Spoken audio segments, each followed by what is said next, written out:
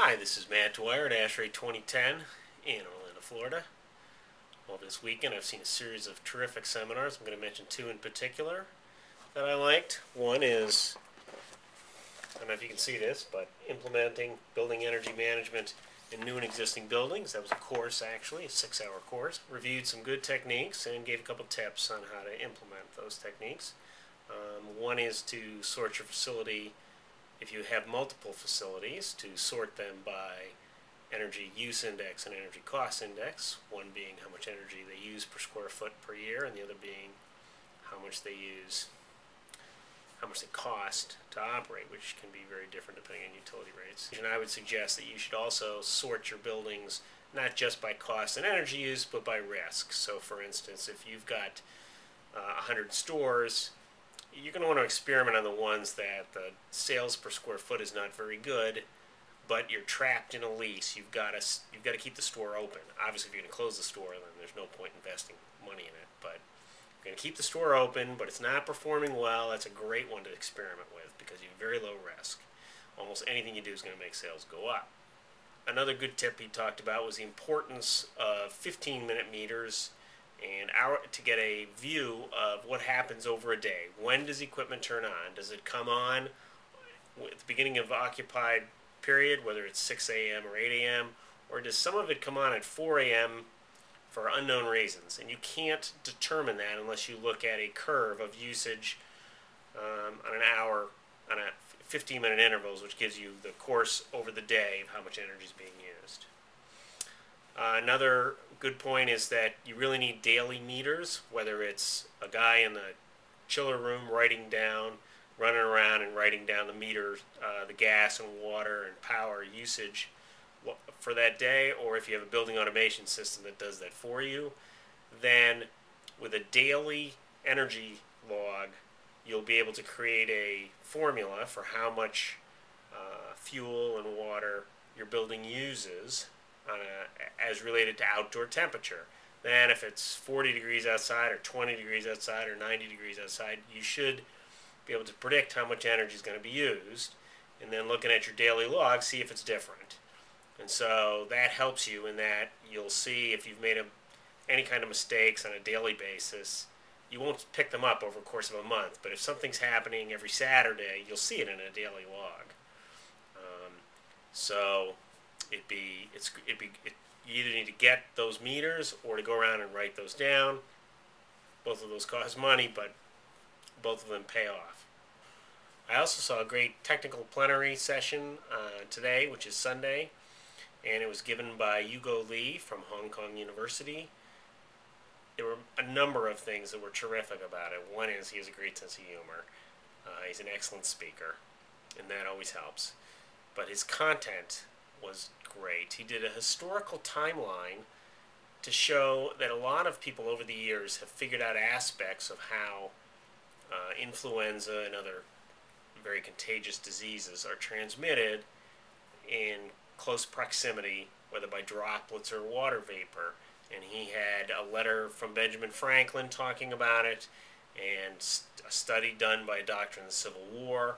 And all these classic studies that he'd read in detail and understood, and he pointed out how a lot of these issues we partially understood years ago, and we just haven't worried about it in a while. But with the SARS epidemic, which he spent some time in, from being from Hong Kong, and with the current H1N1, the studies there's been an interest in the study again.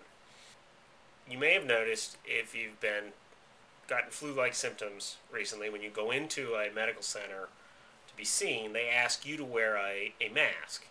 It's not for your protection, it's for everyone else's.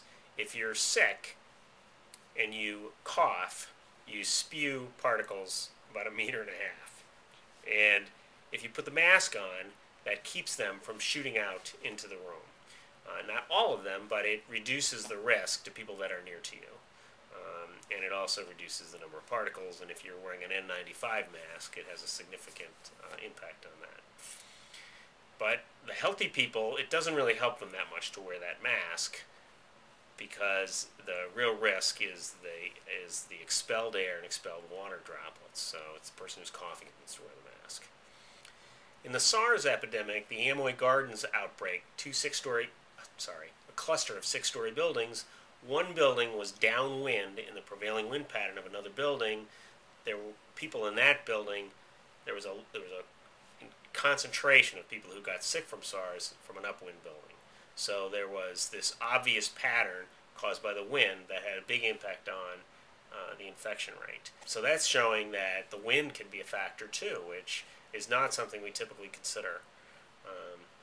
And it occurs to me that some buildings are much more susceptible to wind. If they have leaky envelopes, the wind will cause a lot of problems with moisture as well as infectious disease.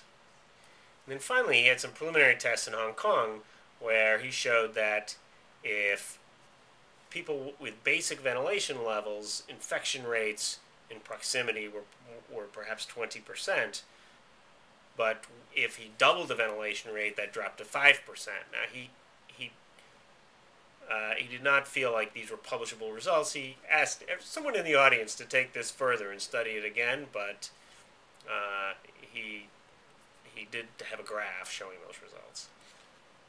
Another good seminar I saw was efficiency improvements for commercial refrigeration, where they looked at the differences between closed-door cases, which are more efficient than the open-door cases.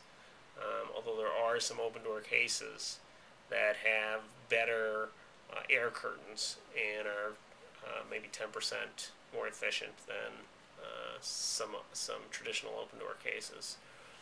And they also looked at the effect on sales, which is really hard, which was shown to be negligible in this particular study, but other studies have had different results, both positive and negative. And the positive is if the overhead lighting is reduced, then the cases may glow and be attractive. And the negative is if the overhead lighting is not changed, then you get some glare off those closed-door cases. So if you are going to go from open to closed-door cases, lighting has to be considered if you don't want to hurt your sales. Tomorrow I'll catch some early morning sessions. They start at 8 a.m.